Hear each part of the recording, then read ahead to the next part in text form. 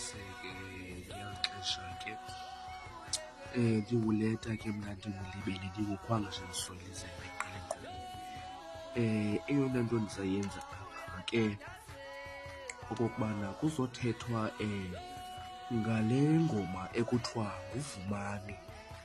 Kwathiwa le ngoma injani apha kuwe.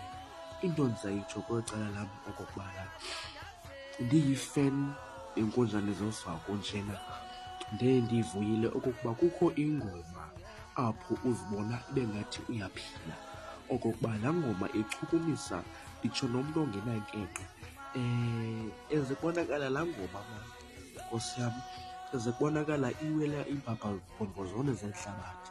Eze kubonakala laa ngoma iphilisa umntu osenkqenkqeni. Eze kubonakala laa ngoma iphilisa umntu ohlutshwa ziingxaki zobomi. Laa ngoma into endinoyitsho mna inentsingiselo enkulu ngoba singabantu abamnyama siyayazi ukuba ithetha ukuthini laa ngoma ekuthiwa Vumani.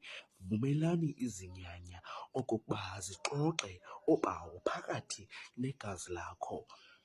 Into endizayitsho boobawo, ziinkonjane zofako, ningayeki, ningadinwa, ningagungqwa, ningabhekabheki. Atsho uMaMpondo xa ethetha, ningajikwa, ningajikwa naziintetha.